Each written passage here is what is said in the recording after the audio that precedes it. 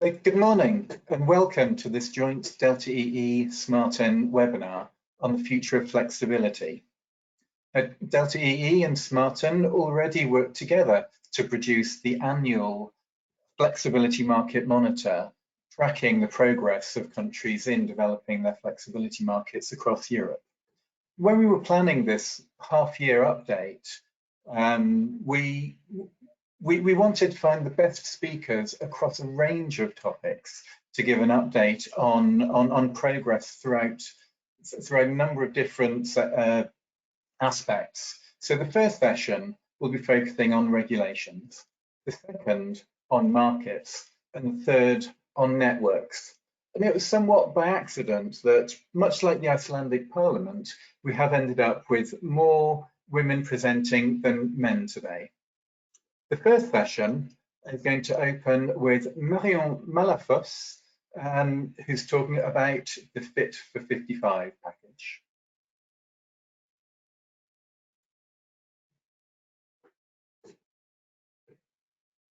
Thank you very much, and good morning to everyone.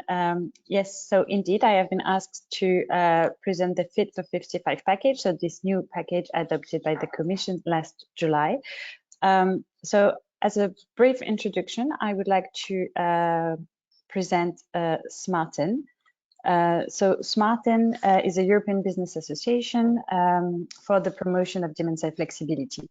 As you can see here below, our association represents different parties that have a clear role in the clean energy transition of today and tomorrow. So we have a wide spectrum of and a mixed group of members, ranging from startups to big energy companies.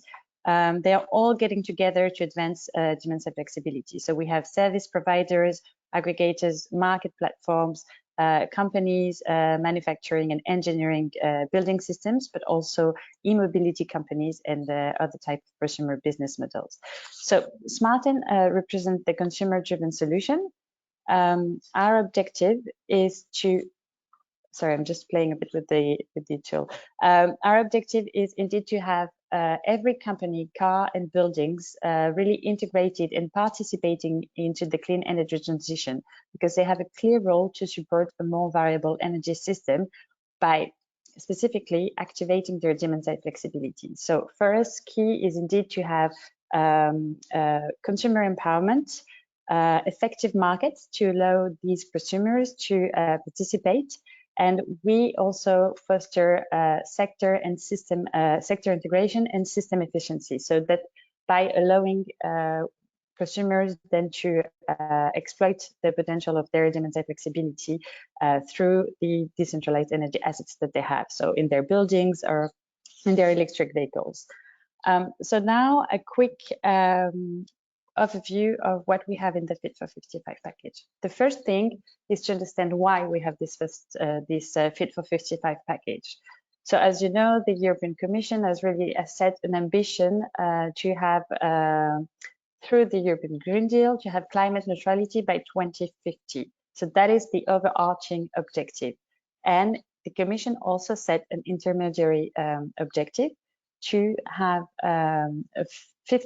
at least a 55% reduction of greenhouse gas emission by 2030. So this intermediate target will put Europe on the path to climate neutrality by 2050. And so the Fit45 package is really to put Europe and make Europe fit for this 55% greenhouse gas reduction target by 2030. It's important to highlight that in this package, which was adopted last July, you have several key legislative proposals, ranging from the Renewable Energy Directive, the CO2 performance of cars, energy efficiency, energy taxation, but also the extension of the ETS, to name a few.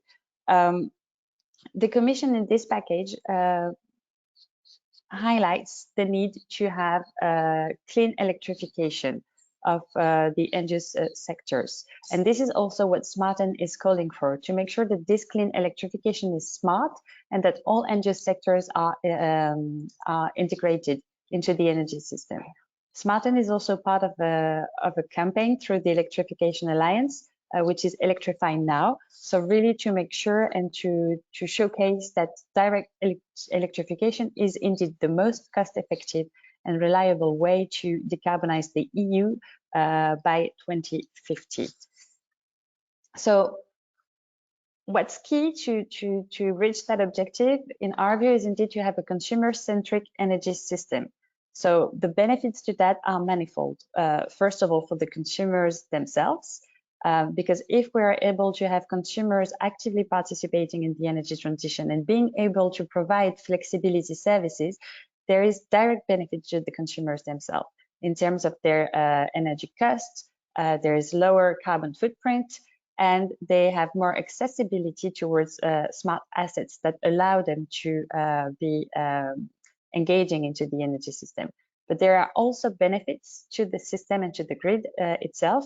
And this has also been estimated by the Commission already back in 2016 when it was proposing the Clean Energy Package, that by activating demand-side flexibility, we can save up to 5 billion a year by avoiding investment in grid reinforcement or grid expansion by 2030.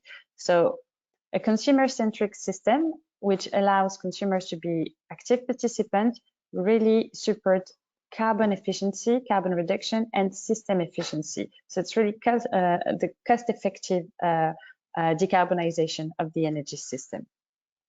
So in the next slide, I want to explain a bit how we can get there, how we can have an optimized energy system that is both that is cost efficient, carbon efficient.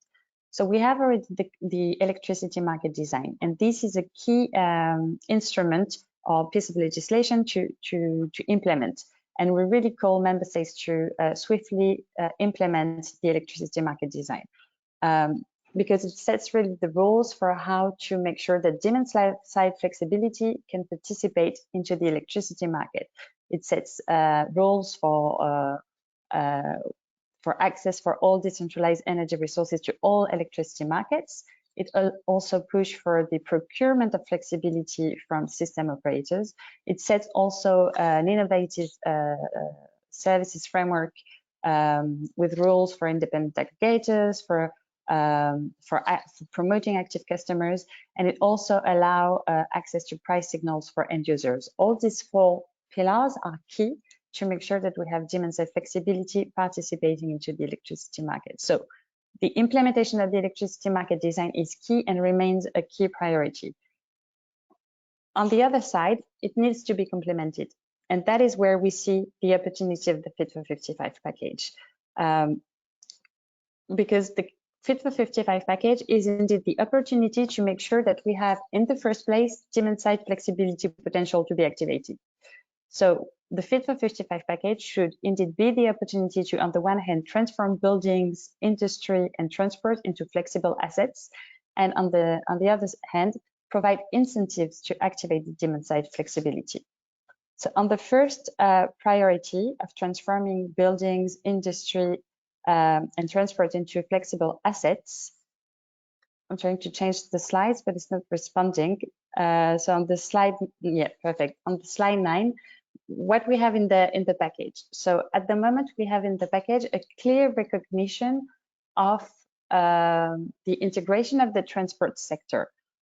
This is clear that the Commission has fully recognized how the transport sector, if electrified, can really contribute to the clean energy transition and to an optimization of the energy system.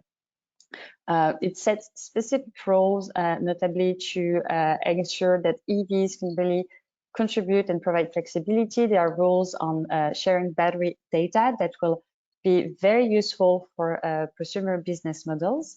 There are also some requirements to make sure that EVs are accompanied by smart charging functionalities, which will allow then electric vehicles to participate through demand-side flexibility.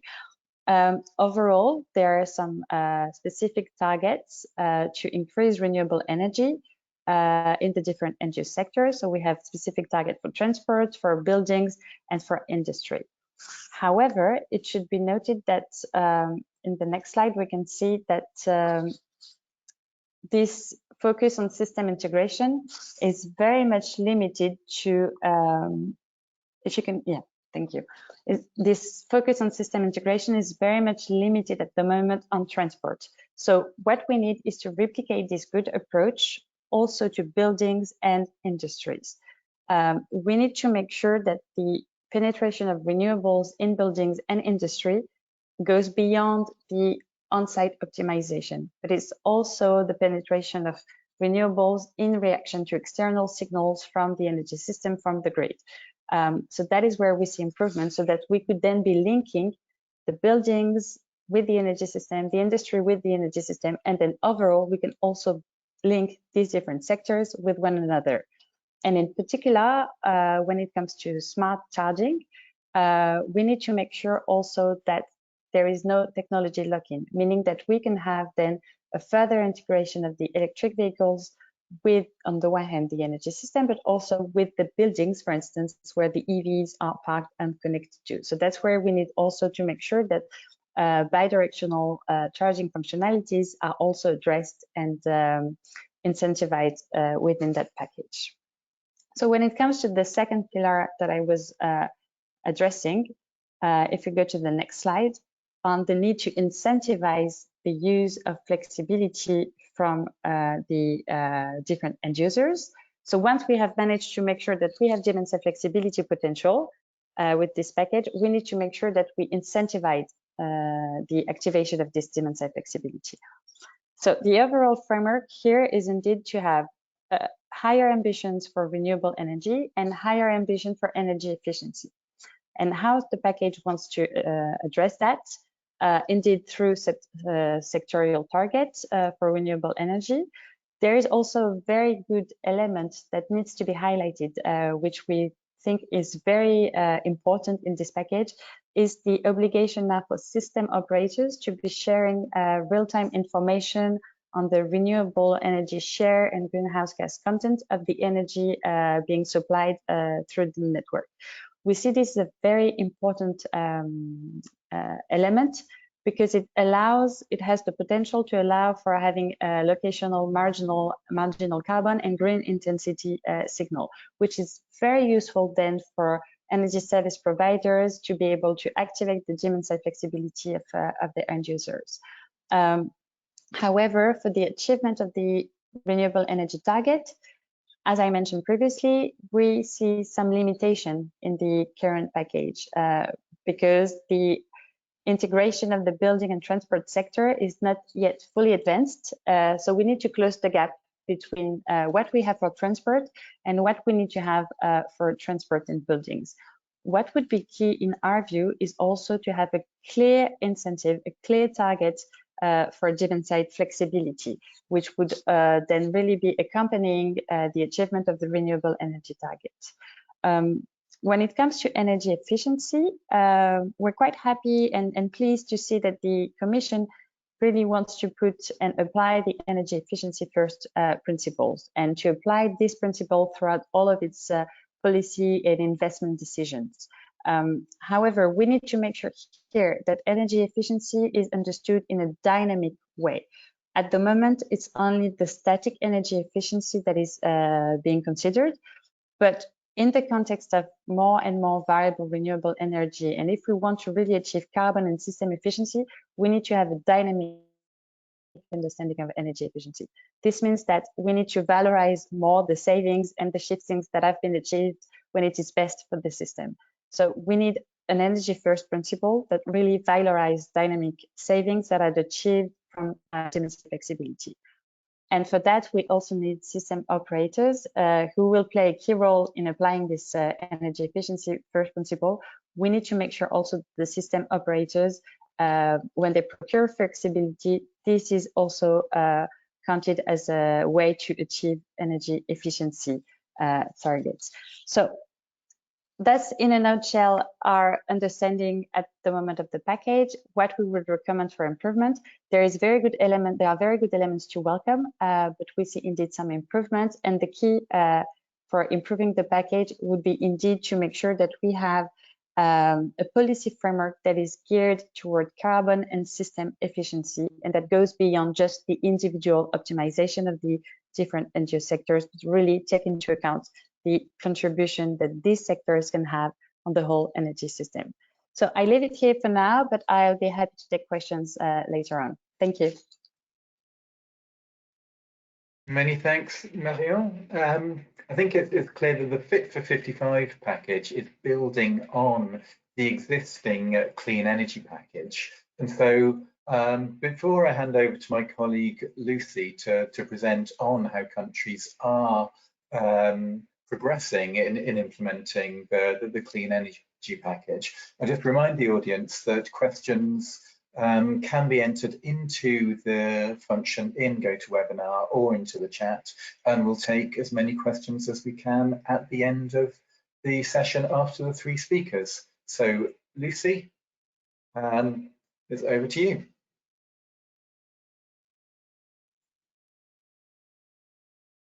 Thanks, John.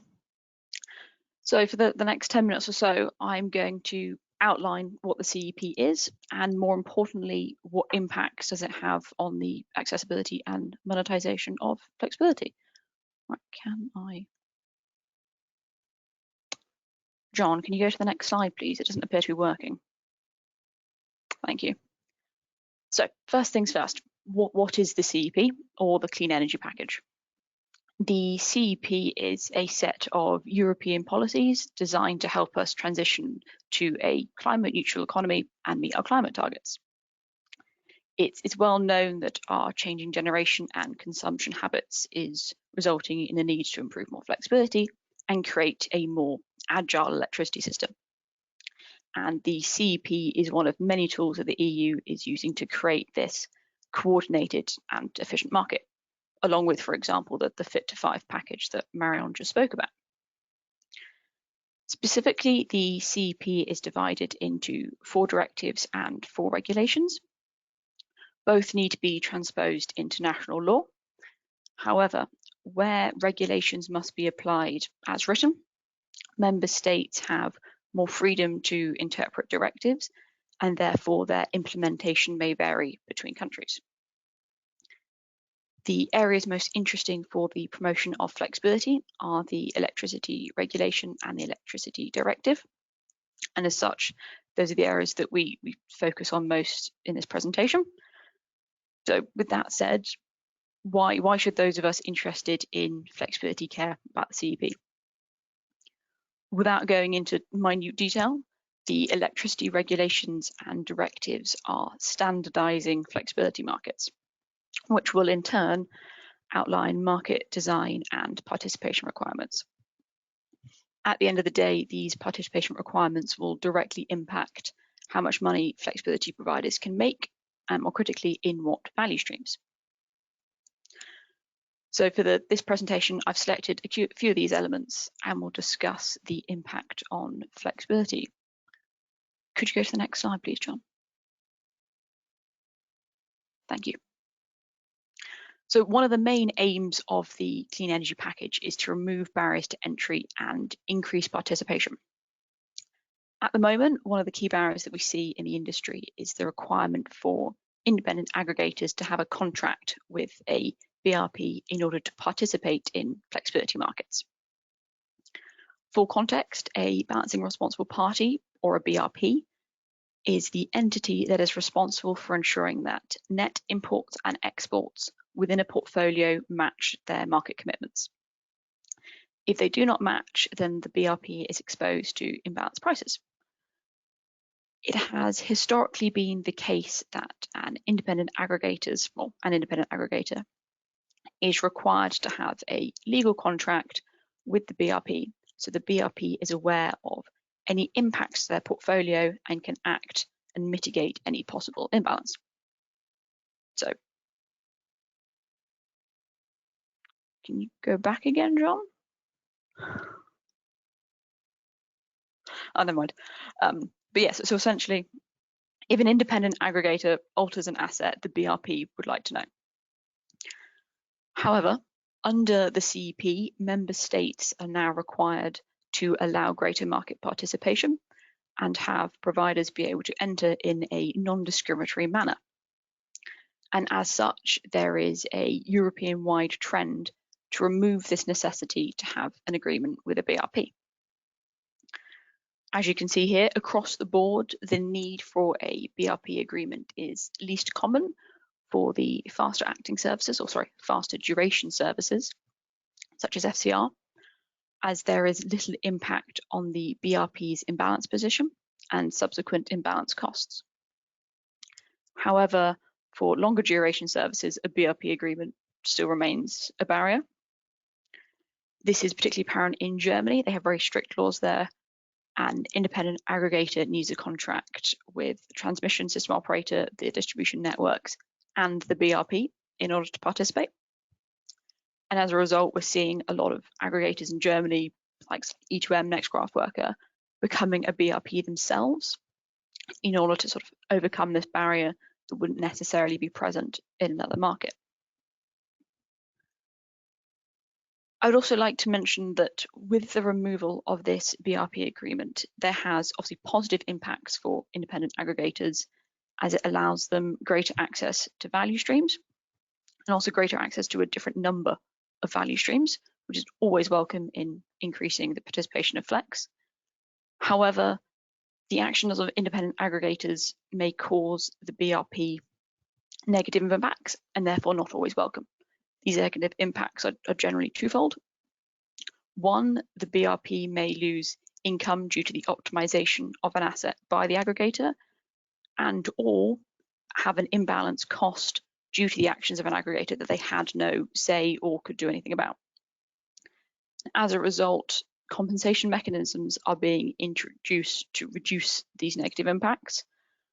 Compensation mechanisms is an interesting topic, one that takes a lot more time than I have today to discuss, but I did just want to point out the flip side.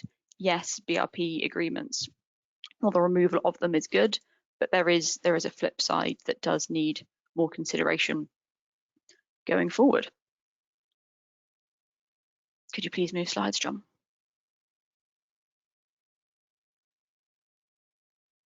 Thank you. Another important impact of the CEP is the lowering of barriers in the intraday and day-ahead market. Specifically, has a 15-minute settlement period been implemented? The transition to a shorter settlement period is important, as it will impact where flexibility providers can access value. Shorter settlement periods enable assets to participate in not only ancillary services, but also trade in wholesale markets. Assets that were once monetized in longer duration tertiary reserves, the likes of MFRR in continental Europe or say STORE in the UK, will be able to trade in these wholesale markets, which could potentially have significantly higher value than the more longer duration ancillary services. Not only will this provide added value to the asset owner, as it's an additional source of revenue that, as I said, could potentially be higher, but it will also provide an overall system benefit by reducing the system imbalance. So in a sense, it's a win-win. As you can see, there is still a long way to go in achieving this 15-minute settlement periods. Sweden, Norway, and Finland recently delayed their transition to April 2023, citing the need for greater collaboration between the transmission operator, the network owners, and stakeholders. Yes, this is just one example, but it highlights how complicated this transition will be. At the end of the day, this transition is positive and it's welcomed from the CEP, but that's not to say that the transition will be equal in all member states or happen at the same time or happen very quickly for that matter. So it's definitely something to bear in mind that it will happen, but how it happens across member states will vary considerably. So for my last example, there we go. I would like to draw on some more recent events. I'm sure you're all aware of the high gas prices at the moment and the knock-on impact on the wholesale electricity price. In case you're not, a little bit of a background in 20 seconds is that among many, many reasons, the high gas prices are a combination of low demand due to COVID, high demand in Asia as a post-COVID recovery, and unseasonably low renewable generation. Not that you would know that because it's blowing a gale in Scotland at the moment. But nevertheless, the combination of these three factors and some others I should mention has meant we have record high gas prices, and that's consequently meant a very, very high wholesale cost of electricity. Linking back to the CEP, the Clean Energy Package states that all suppliers with more than 200,000 customers must offer a dynamic electricity tariff. And by dynamic tariffs, we are referring to a retail tariff that is reflective of the short-term wholesale price. However, due to these high gas prices and associated wholesale prices, this is having significantly negative impacts on end consumers, and most significantly at the moment in Spain. Earlier this year, the Spanish government introduced a new default dynamic tariff based on day-ahead wholesale prices. And at this point, it's important to note that where the map on your screen highlights where dynamic tariffs are available, in any of these orange countries, you're talking maybe 1 to 3 dynamic tariffs. In Spain, it is the default tariff, which means of the 30-ish million customers in Spain, about a third, or 10 million, are on a form of dynamic tariffs and thus are now exposed to these record-breaking wholesale prices. Yes, gas prices have been rising over the summer months, but in recent weeks, customers are seeing prices in excess of 30 cents a kilowatt hours, and most critically for sustained periods of time. These aren't just 1 hour spikes. So in order to protect these end consumers, the Spanish government has stepped in and they're introducing a series of measures to protect consumers, including reducing tax on consumer bills from about 21% to 10% and aiming to reallocate windfall profits from retailers to end consumers. It's also worth at this point noting that I don't believe the CEP ever intended for this to be a consequence. I think they sat there and went, we would like Spanish people to now pay 3 or 4 times what they're used to paying. But it is a unintended consequence on the impact of having dynamic tariffs for all consumers, which begs the question of whether there needs to be better consumer protection. Yes, these prices are historic highs, but that's not to say that a similar scenario will not happen in the future. And therefore, on the back of what we're seeing now, does there need to be amendments, or does there need to be extra consideration of how you protect the end consumer if we're going to increasingly have more volatile wholesale prices? I am conscious of time, so I'm going to do a very, very quick summary of my 3 key takeaways from the CEP. Firstly, barriers of flexibility are being removed, which is very positive, obviously, and it's allowing greater participation from flexibility providers. The value found in flexibility is changing. There is a notable shift away from relying on high ancillary services to increasing ancillary service provision and wholesale trading, and the CEP is taking steps to enable this. And then thirdly, as I just said, as more different types of consumers can enter the flexibility space, it's not just your larger assets anymore. We're increasingly moving into smaller assets and residential customers. What attention needs to be placed on consumer protection with the variable wholesale costs that are probably likely to continue into the future?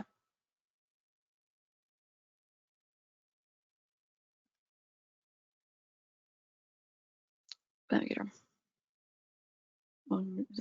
Thank you very much, Lucy. And I have to say, when I woke up this morning, I don't think I've ever been quite so pleased to see a wet and windy September morning. As you say, the impact of the pandemic and the recovery has had quite a disruptive impact on the energy markets and has resulted in further regulation. So to speak about this, I'm very pleased to introduce Brittney Elzarei. And if I can give you the keyboard and mouse, Brittney, then as long as I stop clicking on the question screen, it should work for you. Okay, great. Thank you. Good morning, everyone. I've just joined Acumen Public Affairs as account director, and I'm very happy here to be speaking to you today about the recovery plan and what it means for flexibility providers. Let's see. Oh, I went too far. Just a note about Acumen. It's a consultancy based in Brussels that helps clients define and carry out their public affairs, advocacy, and communication strategies to be more active and visible on EU public affairs. And I work specifically on energy and sustainability topics. I will get right to it. So the Recovery and Resilience Facility is a potentially a really big deal for the sector. It was agreed in December of last year, and it aims to help the EU member states to recover from the impact of the COVID-19 pandemic. So the full amount of the Recovery and Resilience Facility is over 720 billion in today's prices, and it's a mix of loans and grants that are funded mainly through new own resources from the EU. So that's been a very interesting development. The member states can access this funding by submitting national recovery and resilience plans, in which they have to outline the investments and reforms that they've planned to do. The Commission has identified different areas that they recommend member states focus on for their investment and reforms. And the member states' plans are supposed to be aligned with their national energy and climate plans and other plans that they've developed for their economic planning. In terms of timeline, the plans have to be approved by the European Commission. They have about 2 months to do so, and the Council within about 1 month. The European Parliament has only an informal advisory function. The Recovery and Resilience Facility is quite interesting for the energy sector because 37% of the spending is supposed to be earmarked for climate investment and reforms, and a further 20% for the digital transition. So the Commission is supposed to only approve the plans if this 37% threshold is met. The Commission identified 7 flagship areas, and 3 of them are particularly interesting for the flexibility providers. One is power up, so for energy sector investments. One is renovate, so building renovation is a really big deal at EU level for the moment. And then recharge and refuel, so sustainable transport. And like I said, the plan should be assessed on the basis of the 37% target and whether member states are really investing in these different areas identified by the Commission. So, sorry about that. In terms of timeline, so the member states were invited to submit the plans by the 30th of April, but not all did so. It was not actually a hard deadline. The Commission, like I said, had 2 months to approve the plans, but has actually sped up the process quite a bit, and they endorsed the first plan in June. The Council has approved the first plans as of July, and the first pre-financing disbursement started in August. So it's really been accelerated by the European Commission, who saw, I think, the Recovery and Resilience Facility as a big win potentially for Brussels. As of now, about 25 plans have been submitted. So the Netherlands and one other country haven't submitted their plans, and 19 plans have been approved by the Commission and Council. So there are still a few that are kind of in limbo. If they are not approved by the European Commission or the Council, the member state has to go back and revise their plan. And there are some plans, such as Poland, that are a bit stuck for the moment because there's some disputes between Poland and the EU on rule of law. So it'll be interesting to see how those plans are approved and implemented. One interesting point is that until August 2023, member states can actually revise their plans and request additional funding, but only if they haven't requested the full funding amount. So each member state has a specific amount of grants and loans that they are allowed to receive through the Recovery and Resilience Facility. And a lot of the member states have requested grants, but not loans. So potentially some member states could come back to the EU within the next 2 years to request additional funding. All of the investments and reforms should be implemented by the end of 2026. So we're talking about a significant amount of funding that will be spent within the next 5 years. So could potentially really have a big impact for the sector. Now, to put a little bit of a reality check, it looks like energy has not really been prioritized by member states. So there's a really great analysis of the recovery and resilience plans by the Green Recovery Tracker, and they've analyzed 17 plans that cover about 88% of the total RF funds. And according to their assessment, only 8% of the recovery spending is relevant to energy sector transition. That's about, not as much funding, I think, as many initially expected. And in their assessment, around 200 billion out of the 685 billion analyzed will actually accelerate the green transition. So that goes beyond energy sector spending. So according to their analysis, only 29% of spending is aligned with the climate targets. So the Commission put forward the target of 37%, and according to some analysts, that hasn't been met. But the Commission has approved almost all of the plans that came across their desk. So apparently they're not being very strict on this. Interesting to see the breakdown of how the funding is spent. So mobility is actually receiving significant amounts of funding, buildings as well, but the energy sector may be a little bit less. And I highly recommend that you check the Green Recovery Tracker, because they have really great analysis, and they've done country by country reports, but also reports by sector. Here's a breakdown of the recovery spending for energy by EU member states. So you can see that proportionally Finland has spent the most, 25% of their plan dedicated to energy spending, whereas quite a few member states have dedicated less than 5% of their plan to energy spending, notably France, Belgium, and Portugal. So some member states, the Recovery and Resilience Facility is expected to have a bigger impact than in others. Going a little bit deeper into what it means for flexibility providers. So I've reviewed all of the plans from the perspective of storage, with the caveat being that not all of the plans are available in English. So for some of the plans, it's been really quite interesting trying to Google Translate relevant sections. But it's very interesting when you look into the plans, what is actually in there. So as I said, 29% of spending only is considered to be aligned with the EU Green Deal, according to Green Recovery Tracker. Although if you look at the Commission's assessment of the plans, they have a higher proportion of plans that they consider to be aligned with the EU Green Deal. So there's a little bit of a gap there. The plans have been criticized on a couple different areas. One is a low level of ambition. So a lot of the member states ended up putting investments into the plans that were originally going to be funded by their own budget pre-pandemic, but now are going to be covered by the RF. So the recovery and resilience funding will not necessarily lead to a lot of new energy and climate spending, and not necessarily a very high level of ambition. A lot of the plans are very lacking in detail. A lot of the plans don't have timelines, funding amounts for individual types of projects. They don't explain very well the tendering procedures. So for the industry, it's going to be very difficult to assess, especially if you're interested in a couple of different member states, where the opportunities are, what the timelines are. You're going to have to be following the announcements by individual ministries. And that makes it very difficult to understand for individual businesses what the real impact could be.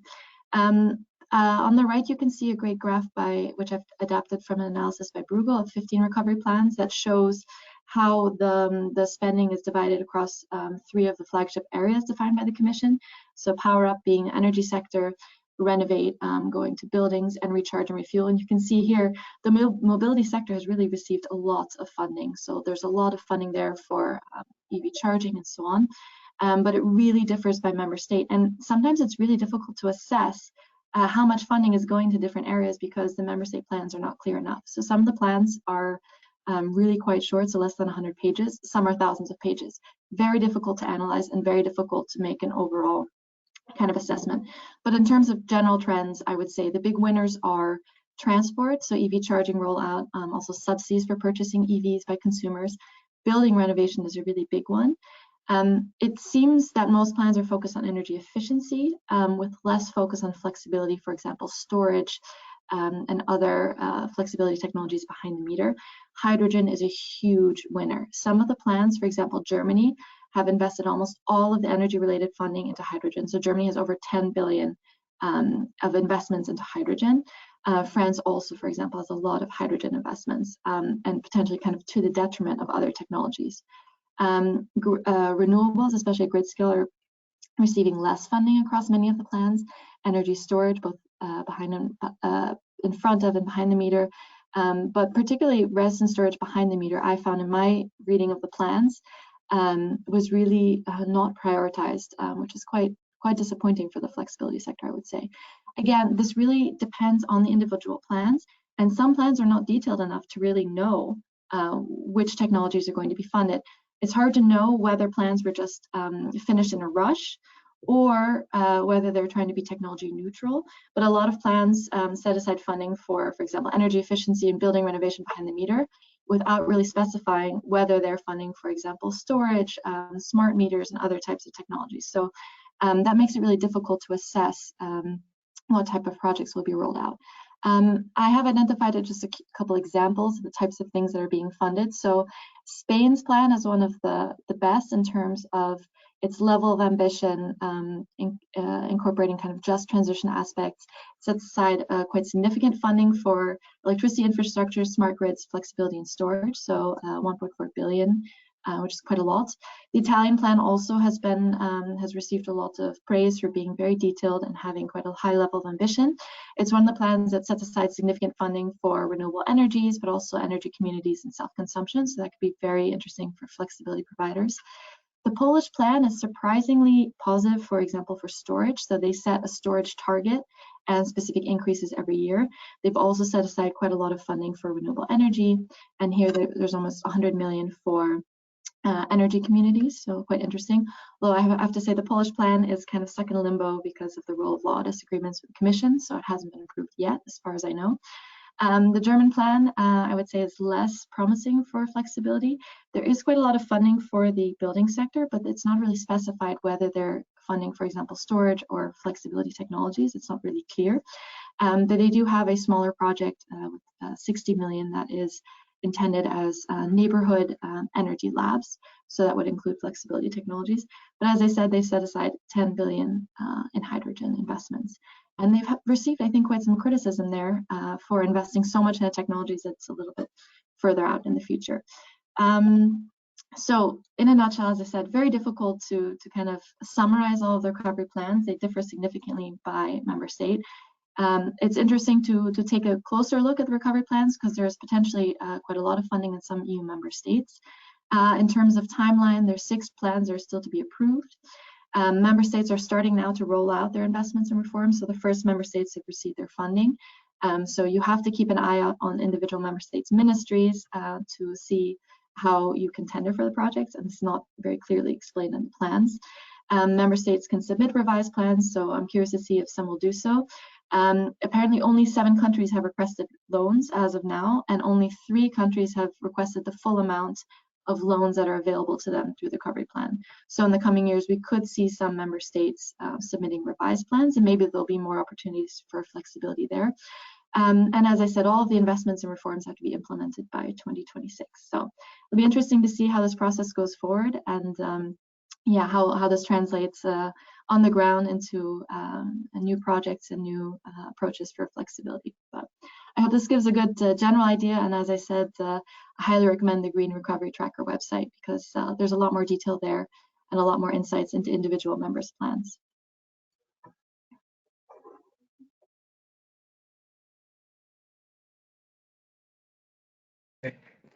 Thank you very much, Brittney. I think it's clear that the regulations and all the changes are really setting the frameworks for funding the energy transition and setting out what needs to be done to go forward.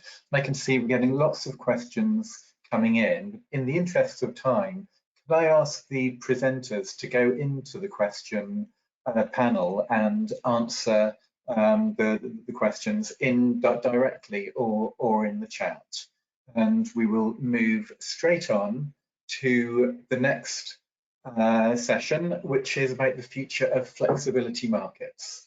And for the first presentation, I am going to introduce myself. So I'm John Ferris, head of the Flexibility and Storage Research Services at Delta-EE. And Delta-EE, for those who don't know, is a specialist European energy research and consultancy company. And we're helping our customers manage their businesses in the new energy world and developing strategies and plans and propositions for the energy transition. And one thing that's really quite striking across all of our research services is that they all have in common that they touch on flexibility in some way. So as Marion said in the first presentation, we are moving to a world of consumer empowerment, of integrating sectors, and that's changing the energy sector. And I think we're all quite familiar with the change from the very top-down centralized system to the new dynamic, distributed and decentralized system with the objective of decarbonisation. So I'd like to just focus a little bit on the right-hand side of what this means for flexibility. And it's clear, and we'll hear a little bit later on, about how the decrease in inertia as large thermal plants are closing is going to lead to a need for faster reacting flexibility. But we're also seeing periods of low wind that last not just for minutes or hours, but days or even weeks. What the Germans call the Dunkelflaute, the periods of dark, cold periods where demand is high, but renewable production is low. But we're also going to see the flip side. When demand is low, renewable generation is high, and there'll be increasing needs for downward flexibility to manage the system. As we have renewables on the distribution network, but also increasing new sources of flexibility. As we've mentioned, eMobility, the electrification of heat is bringing flexibility to the low voltage network. We're going to need more locational specific flexibility. So the markets as defined in the electricity balancing guidelines have made some progress to align and standardize products across Europe. But in our view, they're likely to become obsolete very quickly, or at the very least, will need to evolve very quickly. I think a lot of people will be familiar with this frequency chart, showing how these existing products map to the disruption caused by an outage on the electricity system, with frequency oscillating around 50 Hertz, dropping sharply if there's an outage to a generator or an importing interconnector, and gradually the frequency decline is halted, restored, and then reserves are put in place to offset the drop in the use of flexible assets. In the future, we're likely to see much more volatility in the frequency pattern. In normal times, we're likely to see a faster drop in frequency when we have a disturbance, and the recovery is going to rely not just on the reserves, but also the markets bringing shorter settlement periods, whether it's 15 minutes as we're moving to, or 5 minutes as Australia is introducing at the 1st of October. It is going to bring an integration of the wholesale markets with ancillary services. So as well as faster acting flexibility, there'll also be a change in how much flexibility is required. Typically, the drop in frequency was caused by a trip at a single large power station, and reserves were needed to cover the highest expected active power imbalance within a frequency control block. But as we've seen recently, whether it's in the GB blackout in 2019 or in Texas, or the recent storms we had across Europe, it's not just a single asset failing that's causing a requirement for reserves to be activated, but cascading failures either an underlying cause, such as in Texas, the inability of gas flows to reach a number of gas generators, or as we saw in Belgium, 300 distribution sites caused power outages when they were flooded in the recent storms. And in the GB, the lightning strike that caused a trip of a gas-fired generator was swiftly followed by an outage at a large offshore generator. The disconnection of demand also reduced embedded generation, which increased the loss of generation on the system. We're also seeing an increase in both load and forecasting errors that need to be accommodated by the increase in flexibility. And the final point I'll make is that there's a big change in where flexibility is required and where it's available from. And it's the inverter-based assets that have been mentioned already, whether it's domestic batteries, PV, or especially electric vehicles and EV charge points, that are really transforming the ability of residential assets to provide flexibility.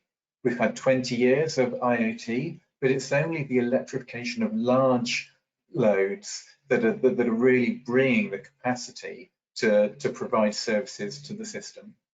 And the network benefits of local flexibility will be measured all the way up the system, but can also provide local benefits, preventing disruption, deferring network reinforcement that can't be delivered by the large-scale flexibility providers. But in order to really make the business case, value stacking still needs to be developed, and it needs to be developed in a number of different ways to allow an asset to really get the full value of its whole system benefits. Firstly, being able to participate in multiple services at different times, switching from, say, frequency response to wholesale trading. Splitting an asset into making different commitments, so a battery can allocate and trade into multiple markets at the same time. And finally, being able to trade non-rival value attributes at the same time means that an asset can provide multiple services to different market participants at the same time from the same action and be rewarded appropriately for each of them. So it can provide a locational service to reduce congestion at a local level, but can also, in doing so, provide balancing or potentially frequency services at the same time. And all that put together means that our analysis suggests that there's going to be a change in the requirements for ancillary services. The FCR product, we're already seeing in countries on the outskirts of the European system, the introduction of faster acting services.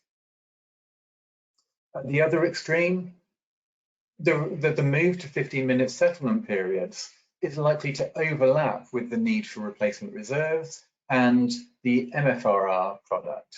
And system operators, if they can get what they need on the markets, will increasingly make use of those markets in order to optimize their procurement. And in the middle, the AFRR volume is likely to be reduced as the automated control using SCADA for the large generators is gradually supplemented by the ability of IoT and control of distributed assets that give the operators confidence that the automated response will deliver in the time required. But this is change to the market needs. With increasing requirements for flexibility, it doesn't necessarily mean that the cost of flexibility is also going to increase. If we do see a big increase in the assets that can provide flexibility, then the supply of flexibility can still push down the cost to the consumer, and that will benefit consumers overall in a reduced cost of a decarbonised energy system. So it's now with great pleasure that I can hand over to Tom Freeman from the National Grid ESO to talk about the implementation of some of the new faster acting services. That's great. Thank you, John. Thanks for the introduction. Good morning, everyone. I work for the system operator at Great Britain, and this presentation has three parts. First, how the operating conditions we face today, especially inertia, have changed over the last decade or so. Secondly, what we did about those challenges as system operator, i.e. launching our new frequency response service, dynamic containment. And finally, I look at what we can learn from the launch of dynamic containment and how it may influence the future of flexibility markets. So I want to start by illustrating how the operating environment has changed considerably over the last decade or so. Thank you, John. You're well ahead of me. So each point on this slide is a single half-hour period in either 2009 in blue or 2020 in orange. There are approximately 17,500 points for each year. The points are positioned to show the transmission system demand on the x-axis and inertia on the y-axis during each of those half-hour periods. So you should be able to see it's a visual representation of how dramatically demand and inertia have fallen over the last decade or so. The drivers of these changes should be known to us all. They are the increasing embedded generation, which has a destructive impact on demand, and the increasing deployment of non-synchronous renewable generation, which does a similar thing for inertia. So this challenge, I believe, of declining inertia will be experienced by all system operators as generation mixes move away from coal and gas and towards non-synchronous renewables like wind and solar. If we can have the next slide, please. Thank you. So as we saw, system inertia has fallen significantly. And the second point to note is that we expect it to continue to fall in every probable pathway to net zero operation by 2050. National Grid ESO produces the future energy scenarios each year. As the name suggests, it looks at possible scenarios for our energy systems in the future. And it's a really interesting document. I really strongly recommend you go and Google that one. But here, the key message is that inertia will continue to fall as we move towards net zero, however we get there. Next slide, please. So in addition to falling inertia, the other challenge we face is the number of potential losses on our system is increasing. But not only that, we're seeing larger losses than ever before. Just to give you a flavor, this is things like a number of very large new interconnectors to nearby markets, all of which are sized at around about 1.4 gigawatts. That's a very big loss for our system in Great Britain. New nuclear should be joining later on this decade at a size of around 1.8 gigawatts. And we have a large number of offshore wind sites, which, if the wind is blowing strongly like it is today, could be producing a large number of megawatts. They may also be connected to our system by multi-purpose interconnectors, linking up markets even further. The final factor to consider in the operating environment is that our existing frequency response services are designed for and provided by a generation mix that increasingly no longer exists. So this is gas and coal.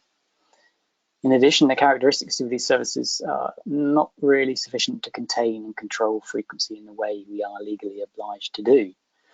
The main reason being they're simply not fast enough. As John has already touched on, we need the speed, and they can't deliver the power quickly enough. So we can have the next slide. We'll just summarize the operating environment for everyone. So I've described some of the key changes to our environment, but what's the consequence? Well, for the system operator, it means that when losses occur, as they are certain to do at some point, the system frequency can move more quickly and further than is acceptable or safe. Further losses can be triggered by automatic protection relays, and frequency may even move so far that it moves outside of the safe range and triggers automatic disconnection of demand. Both these things we saw in the in the incident on August 9th, 2019. So once we understand the consequences of our operating environment, we can conclude that speed, in terms of frequency response, is very important to a system operator. We can have the next slide. We can move on to part 2, which is what we did about it. So in October last year, we, the ESO, launched the first of our entirely new suite of response and observe services. It's dynamic containment. So for anyone new to the terminology, dynamic containment sits in the very first stage of the frequency restoration process. Its job is to contain frequency within the limits following a sudden loss. And then subsequent services come along and restore that frequency to 50 Hertz and replace any energy that's lost. The key things you need to know about dynamic containment are: it's fast, full delivery within 1 second. It's dynamic, that means there's no minimum activation, it's only active when needed. It's also proportional, which means it works for all loss sizes in all conditions. It's also a 0 megawatt service. That means when we buy it, we don't need to do any energy rebalancing as a result. This is something we have to do with some of our existing services. Finally, it's post-fault. So it's targeted to our operational requirement to contain frequency, and it's not eroded by what happens pre-fault, as we let frequency wobble around in Great Britain, unlike in some other markets. Dynamic containment is really effective in low inertia conditions, up to 3 times more effective than our existing services. So next slide, please, John. So DC has been a great success. It helped to secure a significant interconnected trip in its first 24 hours. It's grown really fast. We started with 2 units and 80 megawatts on that first day, went out to around 50 units and 1,000 megawatts in service. As John just touched on, it's stackable with other revenue services. It's splittable as well with a balancing mechanism. This is really great for providers, and it gives the ESO kind of added flexibility as well. It's also bought day ahead, so that's in line with clean energy package rules, which we just heard about, and also in line with ESO ambitions to move procurement closer to real time. The summary is the service we get from DC is really excellent. Ultimately, it allows us to secure large losses on a low inertia system. So in the final part, if we move on, I want to talk about what I think the future of flexibility can learn from the development, launch and operation of dynamic containment. And there are 4 points I want to quickly highlight here today. The first is that for a system operator, we're a buyer of services, performance monitoring is really important. We need to justify our spend, and we need to ensure that we are secure to the right standards for the right cost. This requires performance monitoring, which requires a lot of data and good quality data as well.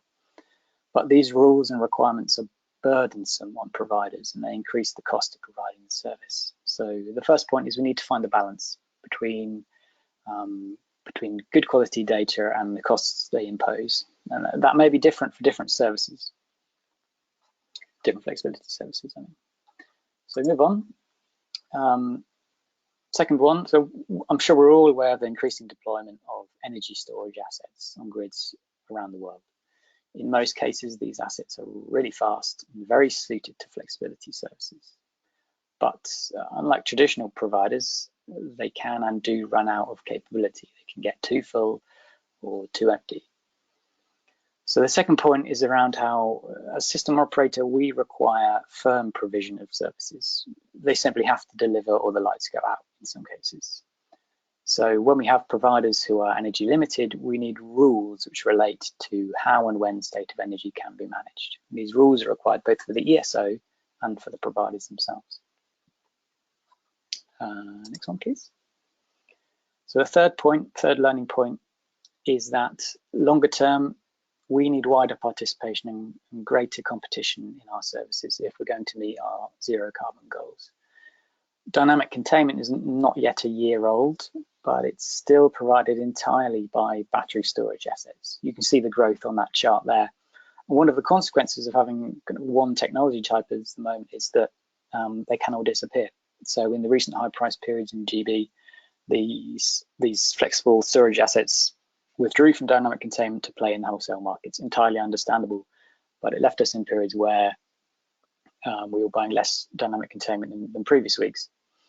So, and this isn't sustainable going forward. So we're going to expect a range of operation conditions as we move towards net zero. We need a range of providers. You know, we need to bring in wind, solar, demand side, especially interconnectors as well. So point 3, diverse participation, absolutely crucial in flexibility services. Thanks, John. The final point is one that's very important to system operators. We're tasked with controlling frequency amongst other things. And to do that, we've traditionally relied upon visibility. In terms of flexibility providers, you know, thinking about those who might be aggregated, they might have a diverse range of technologies within that aggregation, small scale, large scale, etc. We need to think about a number of things. So location, it matters to the ESO where you are on the grid because it may impact constraints or congestion. It also matters for us to know real-time information on your output. What is your capability, your responsibility? And for the ESO in Great Britain in particular, what are you planning to do? We are very much a proactive planning system operator. That's how we do it in Great Britain. So we need to know what you're doing right now and also how we might be able to change what you're doing in the near future. So all of this information is helpful for us. Some would even say it's a critical requirement. But these visibility requirements clearly place a cost and efficiency burden on providers and barriers to participation. So we need to strike that right balance. So that's been a bit of a whistle-stop tour, excuse me. But my final summarizing thought is this. There is actually a theme to the 4 learning points I've presented. All of them relate in a way to visibility. And as a system operator, as we try to operate in a low inertia environment, we increasingly need better operational visibility. And this need will apply in different ways to different flexibility services. I've shown you dynamic containment here, which is the fastest service, arguably the most critical, and therefore it probably has the most onerous requirements as well. It will be different for other flexibility services. But understanding the requirements of the system operator will be crucial for any providers of flexibility. Thank you very much. I hope you found that helpful. We publish lots of documents for the system operator. 3 key ones on that slide there. FES looks at the scenarios out to between now and 2050. Operability report, we're publishing an update to that in December. I'm writing the frequency chapter, so a special plug for that one. And then Markets Roadmap explains how we are kind of answering those operability challenges, how we're reforming our markets, and how we're going to do that to enable us to operate carbon-free and deliver competition everywhere. Thank you very much. Thanks, John, for the opportunity to speak. So thank you very much, Tom. And I would just add to that the future energy scenarios process also gives people the opportunity to input. So there's a lot of engagement to make sure the views of the industry are represented and heard in the process of developing those scenarios. And as you mentioned, visibility really is a theme of one of the reasons why the ability of demand side assets hasn't really been harnessed up to now, being able to see what's going on, where it is, what the state of charge is. And that's a challenge that I think the next speaker is certainly at the forefront of addressing. So Laurent, I give you the control. Thank you, John, and good afternoon or good morning to everyone. I'm going to come into the debate maybe through the angle of the prosumer, and particularly on what's happening into the residential prosumer side, so the citizen, I would call it that way. So if we move to the next slide, so Decibel has been working into the past 5 years into rethinking how to integrate the DER tsunami, which is going to happen due to this energy transition, and so really looking at the explosion of electrical vehicle into the home, heat pumps, as well as the accelerated deployment of photovoltaics as a result of the increased wholesale prices. So we think that photovoltaic will very quickly impose as the default hedging energy for residential consumers. So here, what we figured out is trying to rethink and look at all that, and basically look on how to best integrate all this flexibility into the home environment, introducing this new home energy station, which is able to do vehicle to grid, vehicle to home, direct connectivity with the solar photovoltaics, as well as basically further home energy synchronization with heat pump and any other flexible load which a prosumer, a residential prosumer is expected to face in the next few years.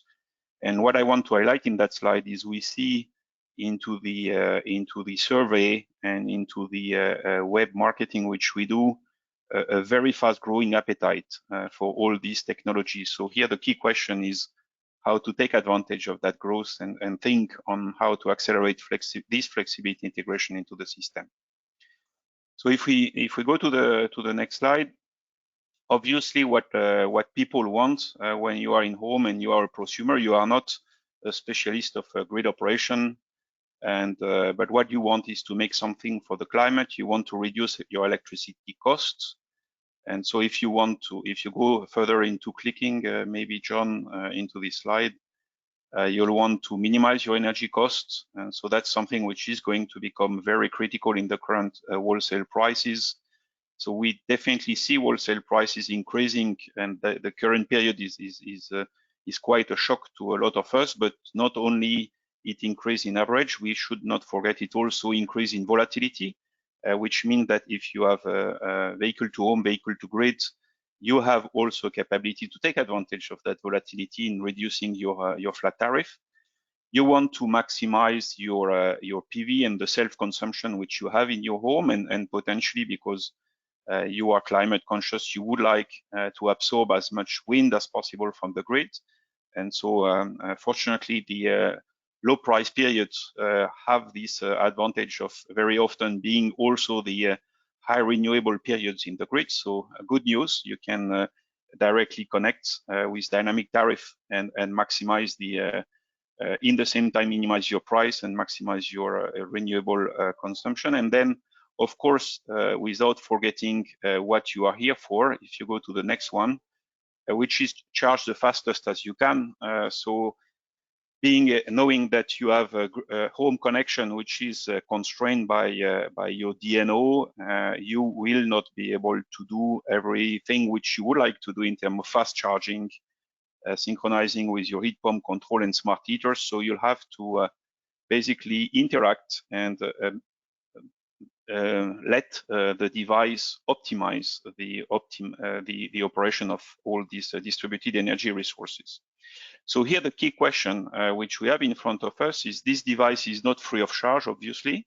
It is a cost, and how can we make return? How can we incentivize properly usage of that device, knowing that it comes with the purpose of charging and connecting PV into a home, but it brings a lot of flexibility into the backend system as well. So if we go to the next slide, we have started to analyze. I think the British context is very interesting because there was over 21 a project done mostly on V2G, trying to analyze what are the potential savings, stacking revenues, and what we have looked through these various exercises is basically the amount of savings which we can return out of a charger like Decibel is in between £10 per month up to over 100, I would say 80 to 100 pounds per month, if you, depending on the type of interaction which you are able to get to the system. And obviously, the first easy savings are out of your bill, especially if you go with an agile tariff, even though it may not be the best time to go for it right now.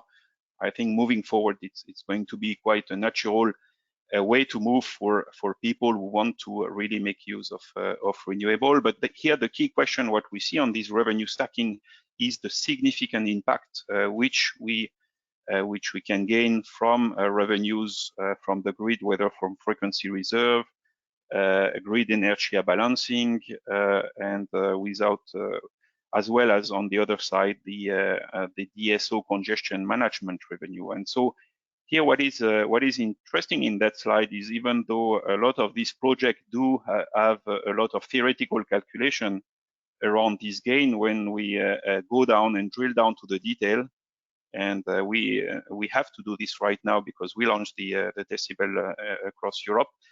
Unfortunately, very few TSO and DSO do exercise residential flexibility into their mechanism today. So that's a reality.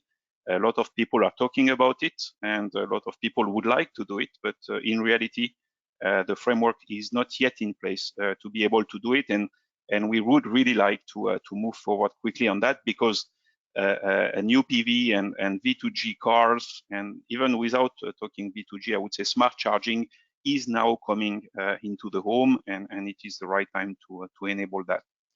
So if we go to the next slide, our analysis is that the reason it does not develop fast enough is probably there is a lack of standardization on how to basically interface these new prosumer data environment and make use of these IoT environment as we see emerging, whether we talk about charging, about heating, heat pumps, smart heaters, and as well.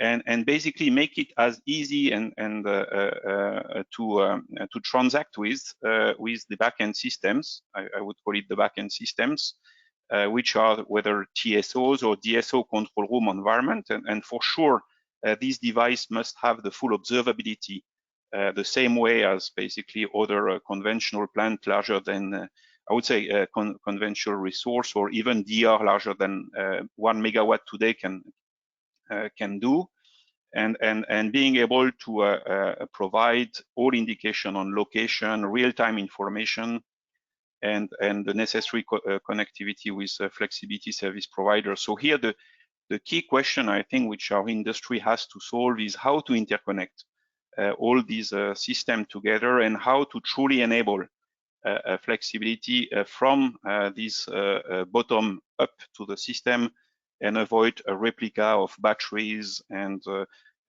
other flexibility, which may be required if the energy system is not able to tap into the very remote and residential flexibility resources.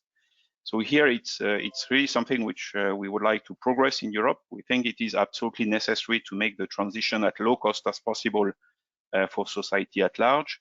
As what was mentioned in the previous slide, it's clear that inertia is needed, but it's also a challenge in being able to supply it as largely as possible from every resources into the environment. So moving to the next slide, that's why we are contributing quite a lot now into the SmartEN digital task force, which is ongoing, and where we together with the rest of the SmartEN member really try to define, okay, what are really the key development required from a digital point of view to interconnect prosumer into this energy system. And here I would like to highlight that it is not only 1 megawatt and above prosumer, it is prosumer down to the kilowatt level, which is absolutely essential. So all debate related to sub-metering, the P375 new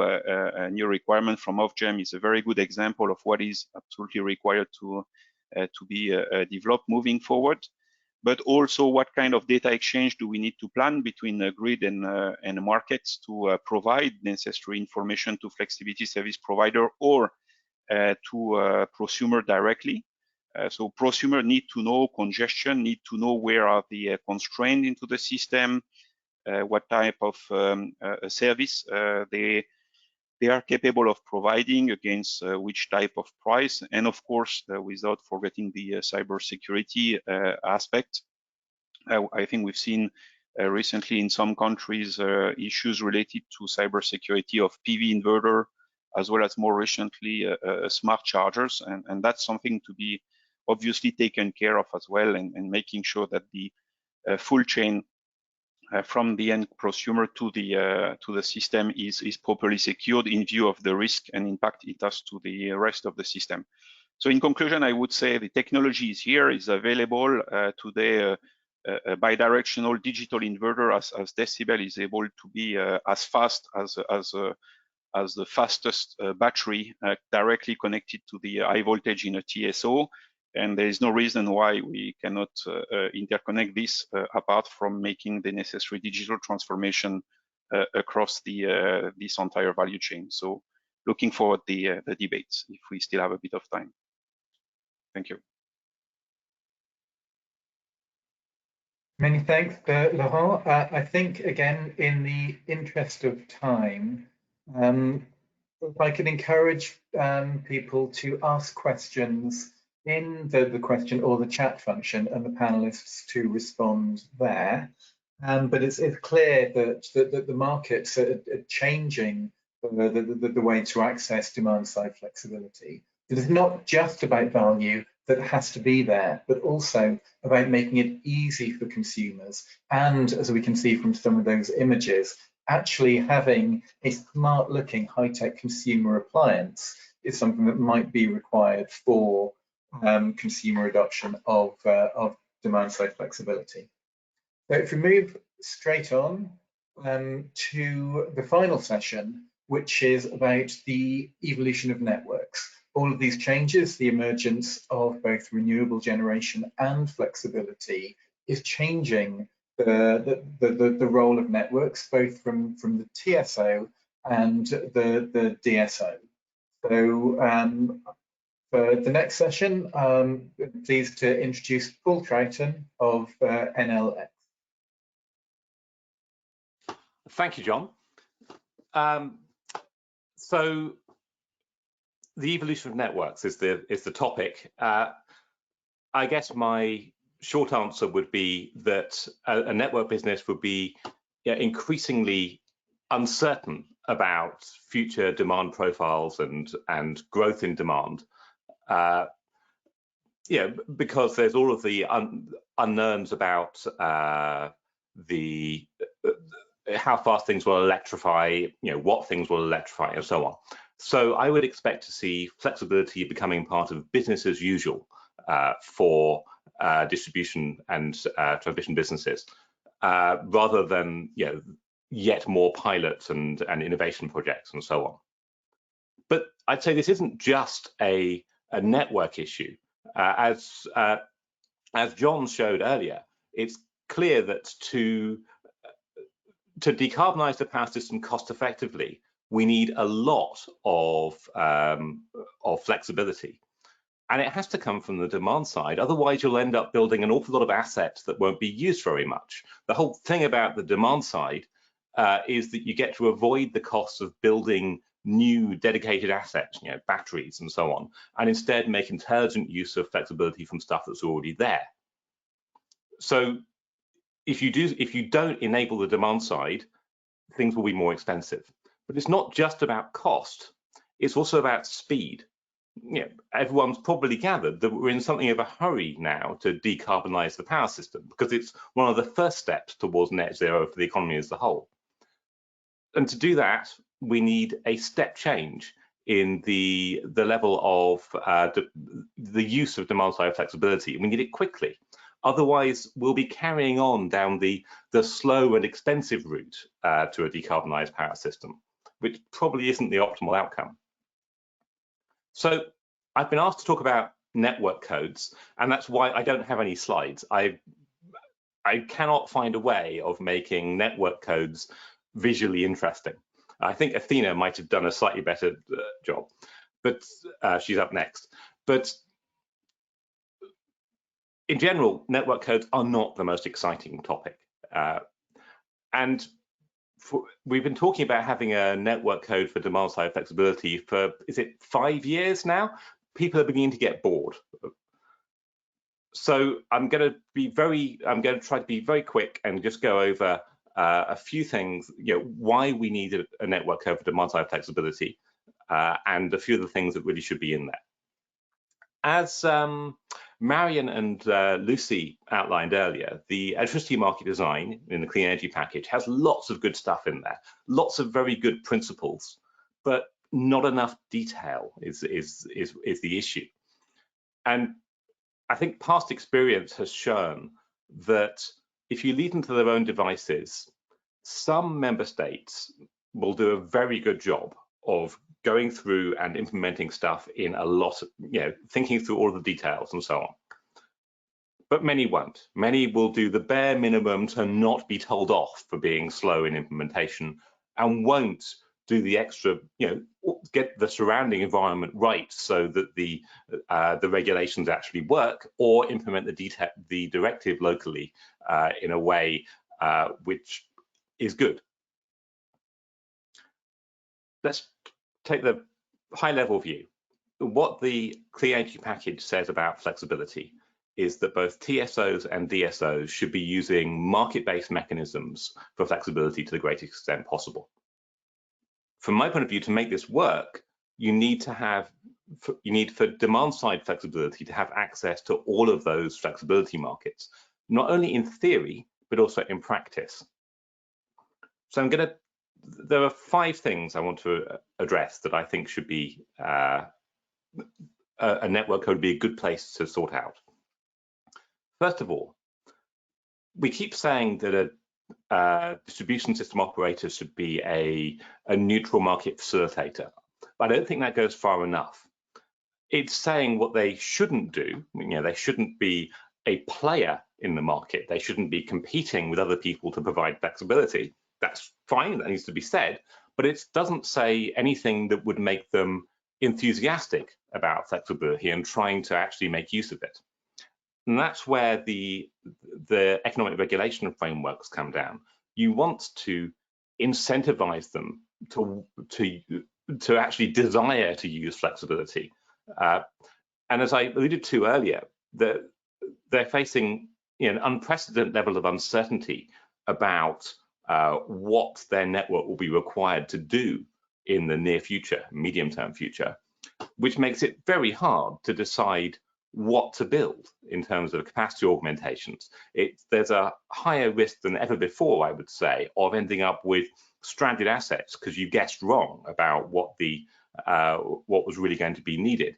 Under those circumstances, the option value you get from using flexibility to allow you to delay your irrevocable capital investment decision should loom very large in your sort of decision-making framework. And I'm not convinced that all member states encourage the regulated businesses to do that or even allow them to do so. So that's one. 2, we need to go for a service-based approach. It's all too easy for system operators to fixate on the control and monitoring of individual assets. This is something that made sense when you're dealing with a small number of very large assets. It doesn't make sense in the kind of future that Laurent outlined, where it's every household, every EV charger, every heat pump, every embedded battery. You shouldn't be trying to apply the same level of command and control to each of those. And a reason for doing that is not just cost and complexity, but also that it undermines the concept of aggregation. And what we've learned from the jurisdictions around the world where there is lots of demand-side flexibility is that that gets enabled by independent aggregators who have a commercial incentive to make that work. Third, we need an independent aggregator framework. The Clean Energy Package sets out the role of an aggregator and the importance of allowing them to be independent very well, but there's more detail required on the responsibilities, on how you do settlement between the multiple different parties that are involved, and portfolio management. So, how can an aggregator add and remove customers to their portfolio in a friction-free way? Remember, an aggregation is not just a static list of these assets are being used. It's got to be something more fluid, where the aggregator is delivering a reliable service to the buyers of flexibility, but they're allowed to keep working to cope with customers' changing abilities and willingness to participate in order to deliver that service reliably. Fourth, John mentioned earlier value stacking. This is really about the coexistence of TSO and DSO services, or multiple services to each of them, but it's more difficult when there's different parties. They rarely conflict. It's not common for them to actually want different things. So you really ought to be able to provide services to both of them with the same unit of flexibility. It's perfectly doable, but there is some attention to detail required to make sure that the activation and settlement of one service is not distorted by what's going on with the other service. The next, my last point is on measurement and verification. So things like baselines, sub-meters, and things like that. It's fiddly and complex, but it's important. If you don't get it right, you end up excluding demand-side participation. As Tom alluded to earlier, this is something National Grid got wrong with dynamic containment so far. That's why they've got a service that's provided entirely by dedicated batteries, which makes it very expensive. We can easily repeat this with other services. So, and what that does is it means it pushes up your costs because you end up building dedicated assets rather than making intelligent use of stuff that's already there. So, to wrap up, what are the stakes here? If we don't get this right, and soon, we'll continue to hold back the use of demand-side flexibility. And every year that we do this makes the investment challenge to achieve a net zero power system harder still. So let's get on with it. Thank you. Thank you very much, Paul. I think you've really set out clearly the asks for the move from the frameworks that we have to go from principles to the actual detail of the rules of how it's going to work, but also set out the challenge of how do you set regulations in a world where there's so much uncertainty. I'm here to answer that question. It's given me great pleasure to introduce Athena. Thank you very much, John. So I will try to guide you through the process a bit towards the standardization of markets and rules through Acer's work, at least the first steps of it that are ahead of us in the coming months. Just an overview, we will go a bit through the legal requirements. I guess that's a boring part that Paul was referring to. Explain a bit the tasks of Acer in this work, the interaction with the stakeholders, and also some principles that we need to respect in shaping this European framework for demand-side flexibility. Sorry. Yes. So first on to Article 59 of Electricity Regulation. So excuse my references, but just for you to have a complete picture on where this process is described.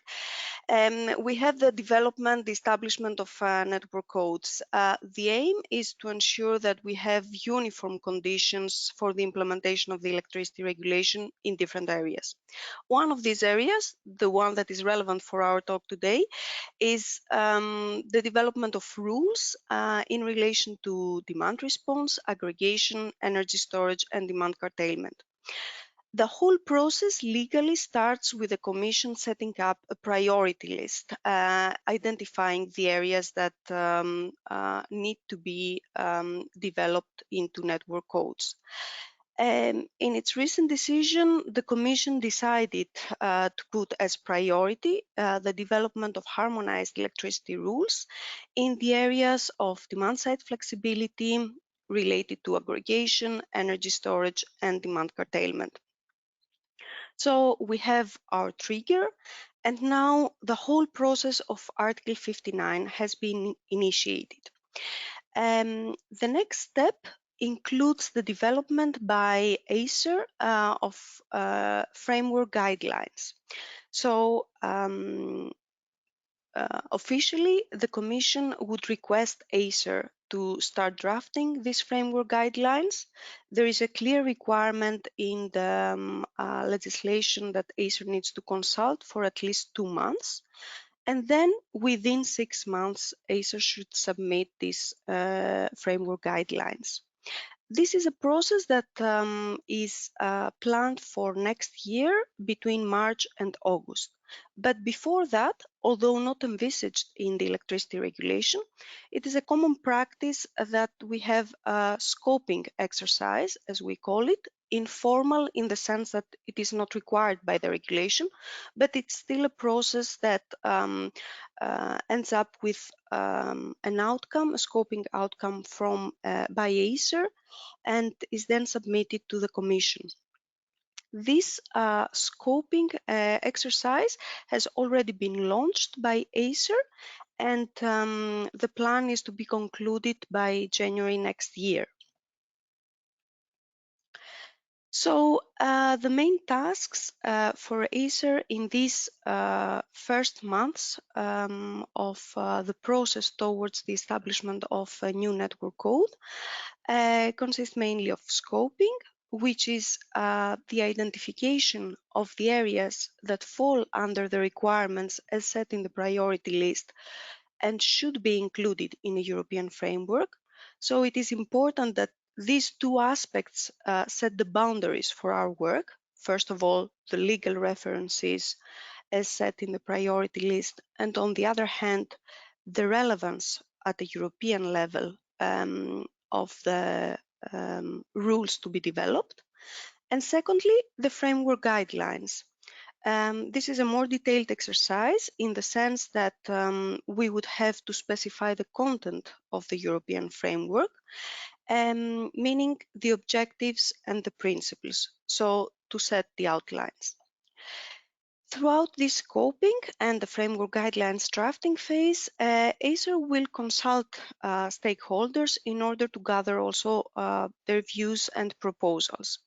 As said, during the framework guidelines, there is a clear legal requirement for consultation, but we intend to involve stakeholders also during the scoping phase. This is why there is a stakeholders workshop planned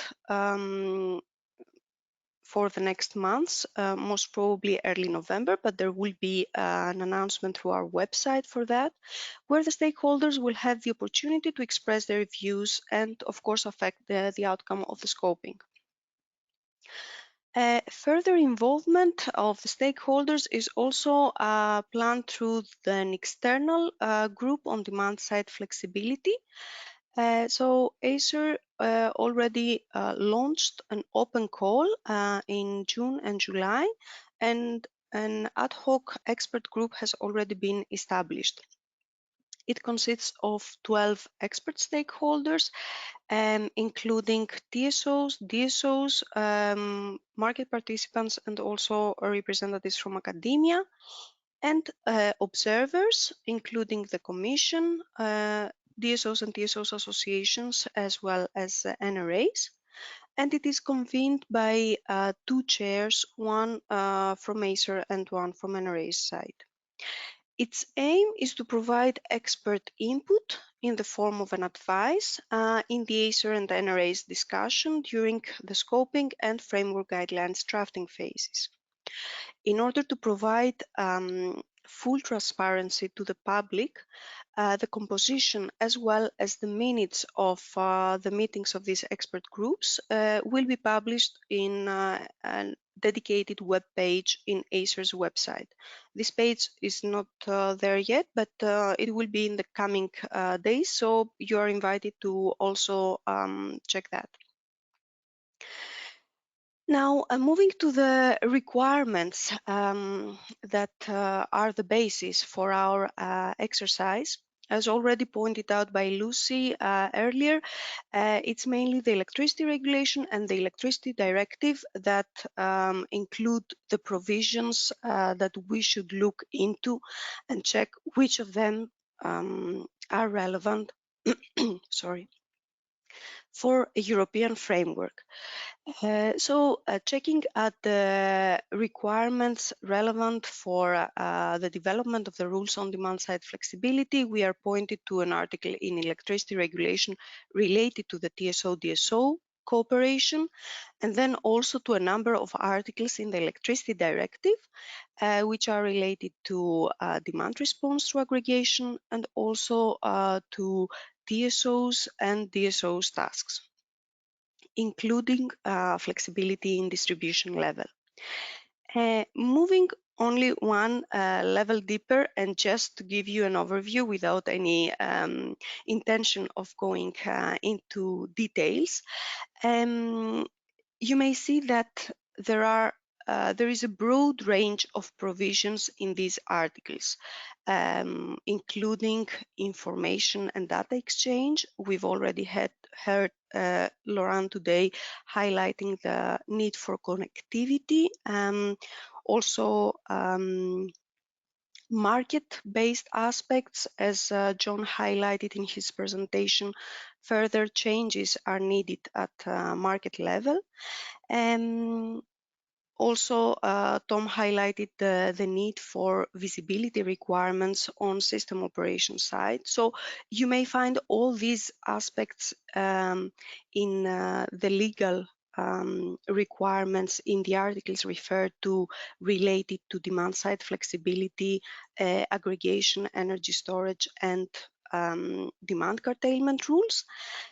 But we need to keep in mind that all these should be seen through the EU framework lenses, let's say. Although the topic has been heavily discussed in the past years, as noted by also the speakers today, there are still some regulatory questions regarding the scope of the new rules that need to be developed. We are, of course, thankful for all the input that we have to our discussion developed by TSOs, DSOs, by market participants, also by regulators, and we intend to have that as a starting point for our discussions. We consider that topics such as kind of services or kind of service providers, the products and the markets, the processes for the coordination between system operators to be at the heart of these discussions among NRAs and Acer, but also with the stakeholders. But this exercise on Acer side should address the part of the whole picture where cross-border aspects come in. And we think that this is rather challenging, given that the discussions are also of high importance at national level for the standardization and harmonization at national level.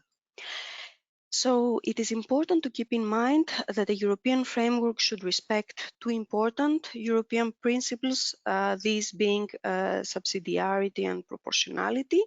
So we need to ensure that the European framework for demand-side flexibility makes a positive contribution to cross-border market integration.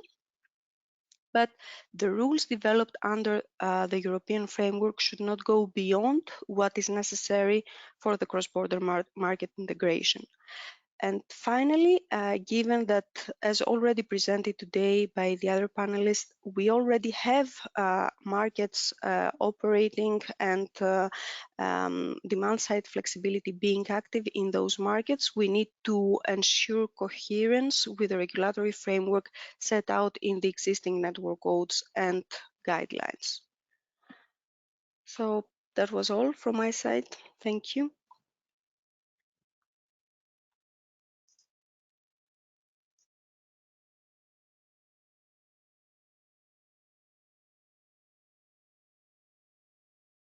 Thank you very much, Athena.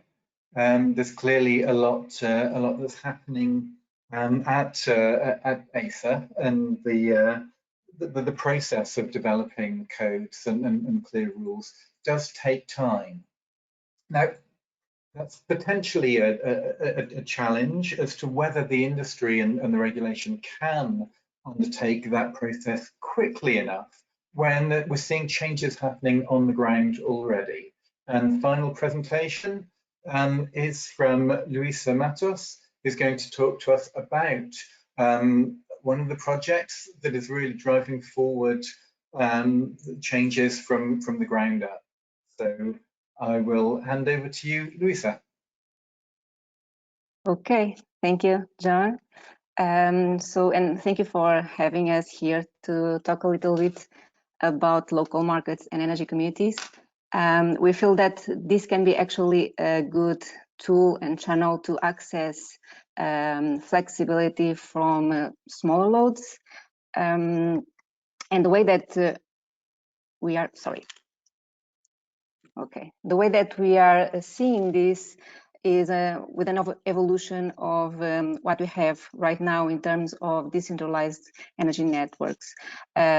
So with the potential of having energy communities and being energy communities, but we can have different kinds of energy communities available, and think about business parks, hotel resorts, commercial buildings or municipality buildings. So we can have from residential to CNI customers organizing themselves to build an energy community and to share the energy among the consumers. So basically, this is a next step towards the global energy transition. With energy communities, we can actually have macro level benefits that we can see already. So with the new legal frameworks, we are starting to deploy energy communities, so commercial projects, where we are basically having the energy being generated in a location, and then the surplus is being shared with several consumers in the nearby location. So this, of course, depends on the country to country and the way that the current rules are set, but there is also an evolution that we are seeing happen. So the potential to have bigger energy communities is also there. From optimization to benefits for the grid in terms of accessing flexibility, having low investments in the grid, increase the resilience. So this is something that is a potential, and we have been studying these impacts as well. But on the other side, it's quite important also on the way that we can have a better acceptance from the public to renewable projects. And we know that this can actually be a problem in some locations when we think about very big power plants being installed in certain locations. So having generation on rooftops or smaller PV or generation power plants, this can actually be a good thing. We can also have additional positive social impacts because this allows us to address local employment, so increase the local employment in these locations, and also address issues of energy poverty. And what's also very interesting is that for now, the commercial projects, we are able already to attract private investments. So this is a business, it's not just pilots, and they are giving us already some tangible benefits by lowering energy bills and also CO2 emissions. So basically, this is, I believe, well known. There are some key enablers and benefits for the energy communities, as I discussed previously. The need to transition and lower the carbon emissions, the need to reduce and address energy poverty. We have, this has been already presented today here, record energy prices. So people are looking at alternatives to access cleaner and cheaper energy. The sustainability awareness is really helping as well. So we see industries wanting to install and be like an anchor client for an energy community where they can install a very big power plant in their rooftop and then share the surplus with the local people that are living in the nearby locations. And it's a tool, and we are able to unlock private investments, and we expect to have then also positive impact on the grid stability.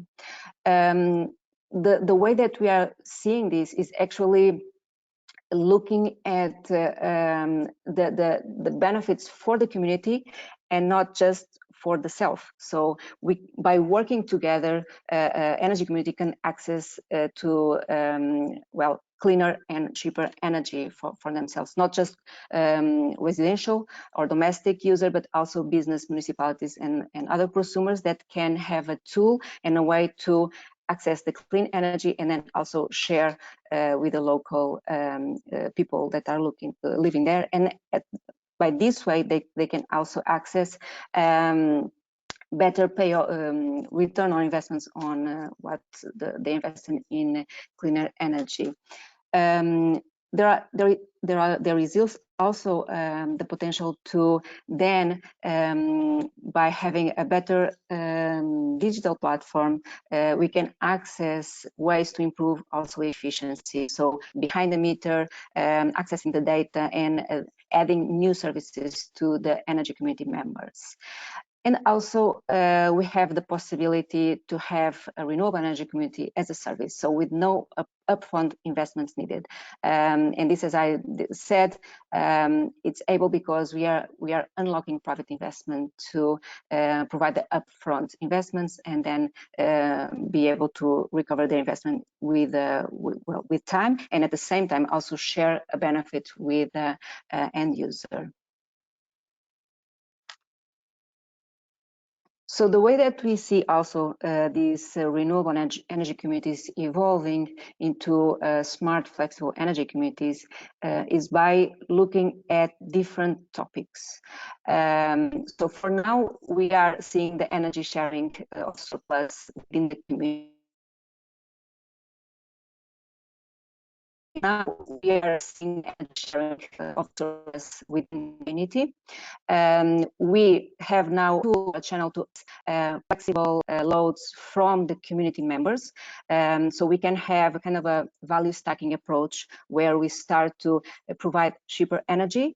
And with the returns on this business, we can actually have more IoT solutions installed and have access to so flexible loads like heat pumps, hot water heaters, and actually also install some storage units and connect with EV charging units. So there's a potential of starting to have more services within an energy community. And this we can do this by having a more complex digital platform approach. Basically, we can develop and add more functionalities to the digital platforms that, for start, they are connecting with data from generation and from consumption, but then we can actually build the access and connect to the data from other loads and control these other loads, design the business models and the services contracts that we have with each energy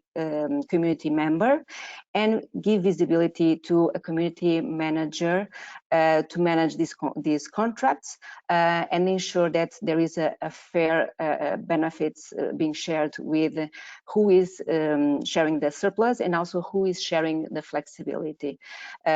So they are allowed to they are able to provide access to each member of the community to help participate in optimize the self-consumption, and at the same time they can act as an aggregator for all of these flexible loads and provide flexibility to the grid. So with the potential of the IoT platforms that are quite robust right now, so have 20 years developing this kind of IoT platforms, and now leveraging with advancements on artificial intelligence, advanced analytics, we can actually build these new business models in a way that we can have better strategies to engage with the consumer and prosumer.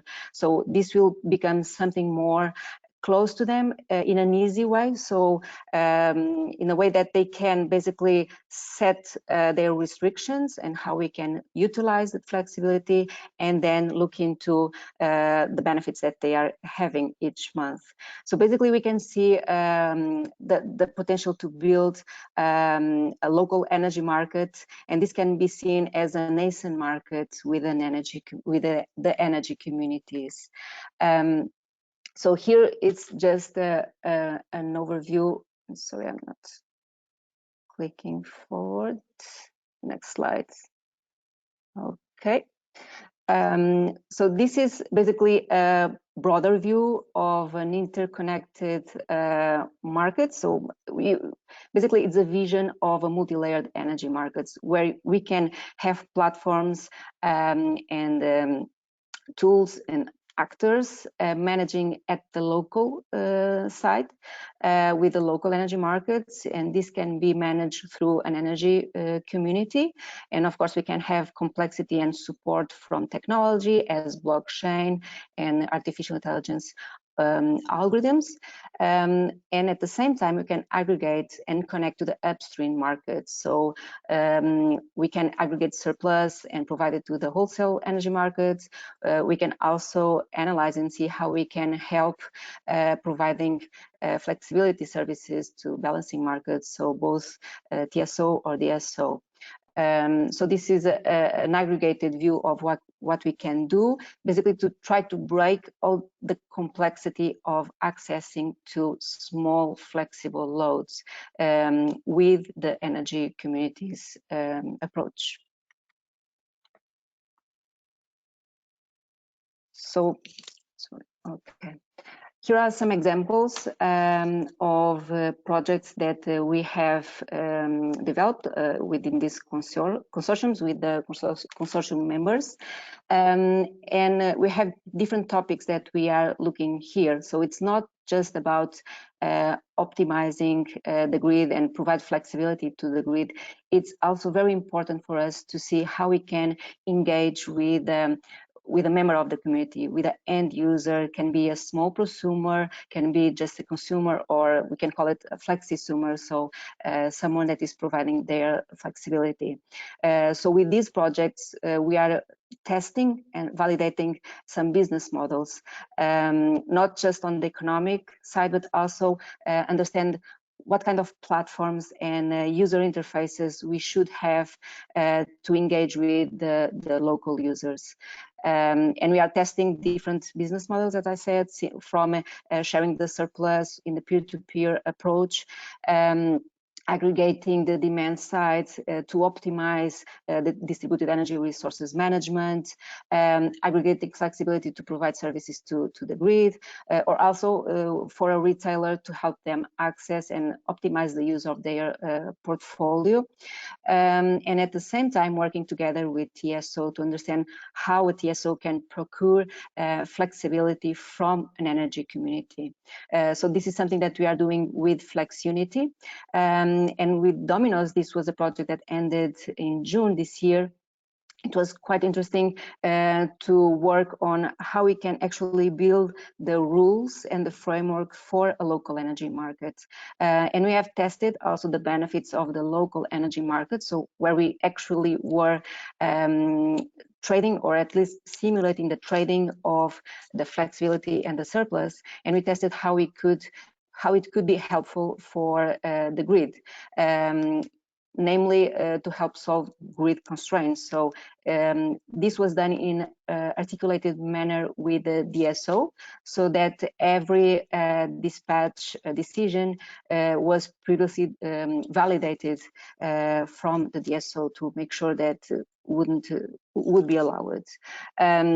And finally, the Llanos project is where we are testing now from the perspective of an island, where we can actually also have the flexibility to help improve the self-sufficiency from an island. So to finalize the presentation, there are some thoughts here.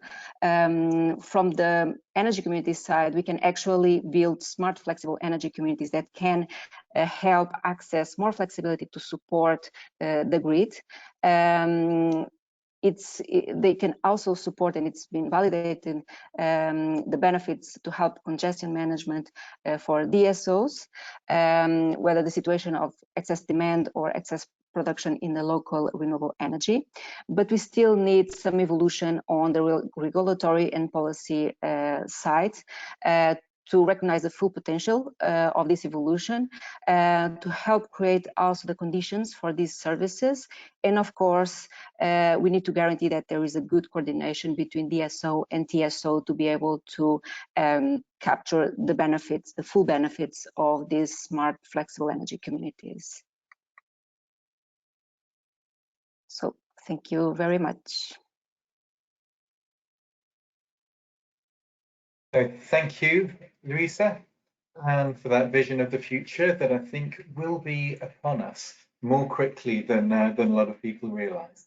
Like a lot of the presentations, you've made the case for using the flexibility from the increasing capacity of assets on the demand side in order to reduce the cost, to integrate renewables more quickly, and to do so in a more efficient way than just building out generation and networks.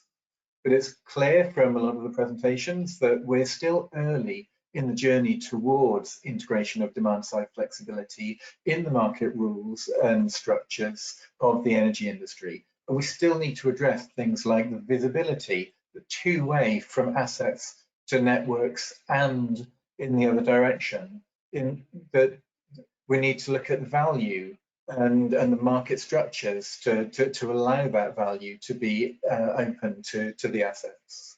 It needs to be coordinated for the whole system, not just for individuals. And all this needs to be underpinned by consistency, standards, and the rules, which will take time. So thank you very much to all the panelists and to the audience for all your questions. We will be leaving the panel open for a few more minutes after the end of the presentation for questions to be asked and answered. And when I finish the recording, we will make it available on YouTube as soon as is possible. So thank you all very much. And it just leaves me to say that I look forward to updating the Delta-EE SmartEN Flexibility Market Monitor and presenting it to you in the new year. Thank you.